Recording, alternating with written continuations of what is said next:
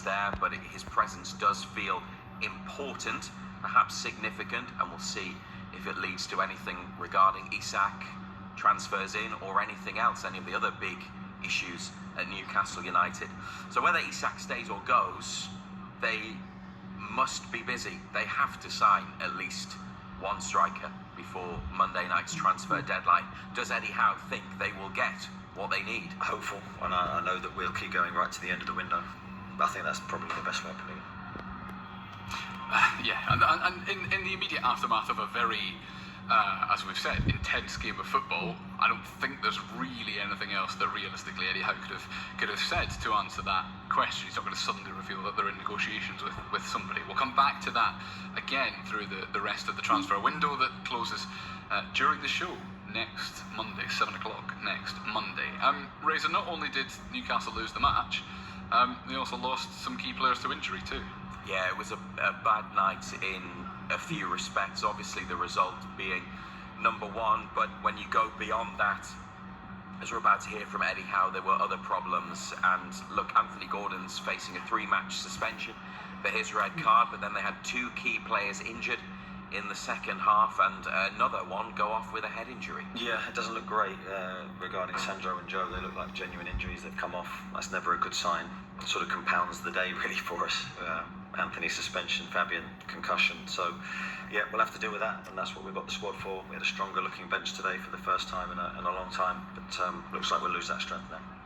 Well, he's right. Yeah, they had options on the bench, Colin. Yeah, like they did at Aston Villa, and they were boosted last night with Joe Willock available, although he didn't come on. Jacob Ramsey made his debut, and I think that was well received given his performance. Malik Chow came on for Fabian Schär, who, by the way, posted on social media earlier saying that he's fine following that head injury. But it's Joelinton and in particular Tonali that will be of real concern. And I said to you, Ando, during the match that as much as Alexander Isak might be Newcastle's biggest asset in terms of what they could fetch, what a sale would bring them financially, Sandro Tonali for me is the most important player and their best player. So if he's out for any period of time, and we don't know yet, there's been no update from the club on the injuries, Colin, then that would be really worrying.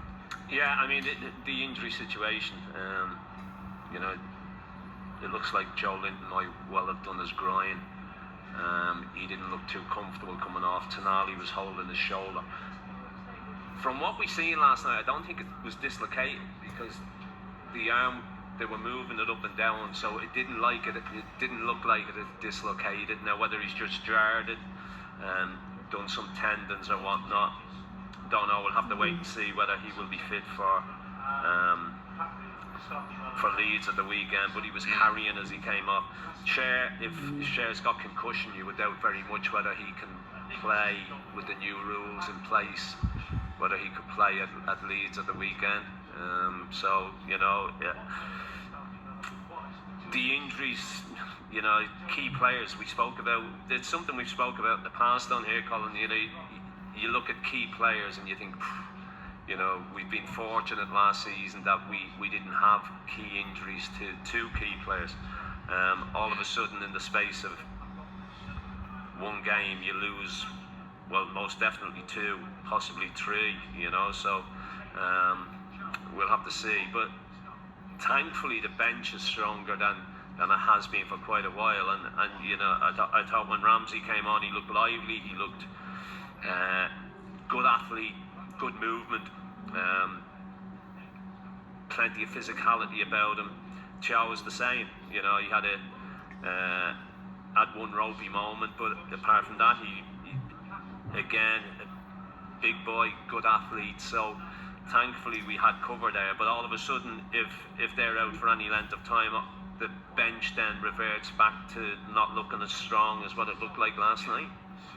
Yeah, we'll see what the situation is when Razor, you speak to Eddie Howe on Friday, and then when Newcastle take to the field against Leeds on Saturday. Anything else for this evening, Razor? Very quickly, connected to Newcastle because it's Champions League playoff round, second leg week. The draw for the league phase that Newcastle will be in is made on Thursday, tea time, early evening. over the next couple of nights. Second leg of the playoff round ties. There's one underway now, and Celtic are in Kazakhstan, southern Kazakhstan, playing FC Kairat. It was 0-0 after the first leg. It's 0-0 at half time. It's not a good game. Celtic's expected goals, Ando, are 0.1. And Kairat's are 0.06, so it might might finish 0-0. Yeah. I know you enjoy expected goals. Yeah. There's two more tonight. Paphos of Cyprus against Red Star Belgrade, 2-1 to Paphos, and Sturm Graz 5-0 down to the Norwegian team Bodo Glimt.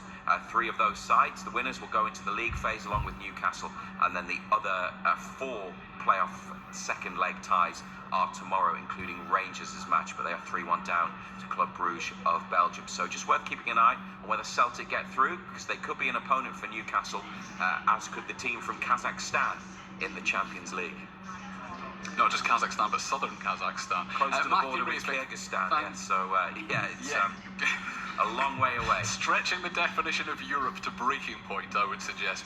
Matthew Racebeck, thank you very much indeed. Our Newcastle United commentator.